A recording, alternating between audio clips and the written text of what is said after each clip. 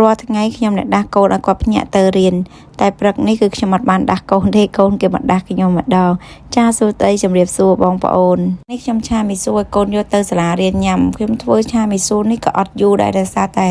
គ្រឿងក្រៅហ្នឹងខ្ញុំរៀបចំពីល្ងាចទុកឲ្យហើយព្រលឹមឡើងអញ្ចឹងខ្ញុំគ្រាន់តែយកចេញពីទូទឹកកកមករៀបចំធ្វើតែម្ដងខ្ញុំចង់ញ៉ាំឆាមីស៊ូហ្នឹងច្រើនថ្ងៃហើយខ្ញុំមិនចិត្តទៅវៀងអត់បានធ្វើញ៉ាំហើយល្ងាចមិញហ្នឹងខ្ញុំរៀបចំគ្រឿងក្រៅហ្នឹងឲ្យហើយទុកពីល្ងាចទុកទូទឹកកកទៅព្រលឹមឡើងយកវាមកឆា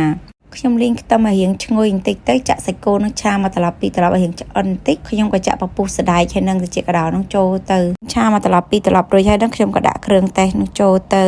ចាក់គ្រឿងទេសរួចហើយនឹងក៏ឆាវាច្បល់សពចូលគ្នារួចខ្ញុំក៏ចាក់បន្លែចូលទៅឆាបន្លែនឹងរៀងទ្រមបន្តិចក៏ចាក់មីស៊ូនឹងចូលទៅខ្ញុំឆាមីស៊ូនិងបន្លែនឹងឲ្យវាសពចូលគ្នាសិនទៅទើបខ្ញុំនឹងដាក់គ្រឿងទេសនឹងចូលទៅតាមក្រោយរួមម្យ៉ាងដែរគ្រឿងទេសយើងលាយឲ្យហើយស្រាប់ចេះទៅពេលយើងដាក់ឆាទៅវាអត់មានដុំទេវាសពបានល្អខ្ញុំចូលចិត្តធ្វើតែបែបនឹងឯងពេលដែលឆាទៅគ្រឿងទេសអត់មានញ៉ាំទៅម្ដុំសាបម្ដុំប្រៃម្ដុំផ្អែមទេគឺវាសពជាតិបានល្អតែម្ដងខ្ញុំដាក់គ្រឿងទេសរួចរាល់អស់ហើយហ្នឹងខ្ញុំក៏ច្បល់គ្រឿងក្រៅនឹងឲ្យសពចូលគ្នាជាមួយមីស៊ូហ្នឹងទៅតែប៉ុណ្ណឹងគឺថាឆ្អិនរួចរាល់អស់ហើយឆាមីស៊ូខ្ញុំឆាមីស៊ូខ្ញុំឆាតែបែបហ្នឹងឯងទោះបីមីស៊ូហ្នឹងត្រជាក់ក៏ដោយក៏តែសៃមីស៊ូហ្នឹងក៏វាអត់មានដាច់កនិចកណាត់អីដែរខ្ញុំឆាមីស៊ូឆ្អិនរួចរាល់អស់ហើយហ្នឹងខ្ញុំក៏រៀបចំដួសដាក់ក្នុងប្រអប់ឲ្យកូនយកទៅសាលារៀនញ៉ាំបងថ្លៃខ្ញុំនេះគាត់ក៏ទេមកខ្ញុំស្មានតែគាត់ហ្នឹងមកដល់ហើយចាំខ្ញុំនៅខាងក្រោមខ្ញុំក៏ប្រាប់គាត់ថាមកឲ្យចាំខ្ញុំមកផ្លែទៅខ្ញុំកំពុងតែរៀបចំដួសម្ហូបឲ្យកូនយកទៅសាលារៀនញ៉ាំគាត់ថា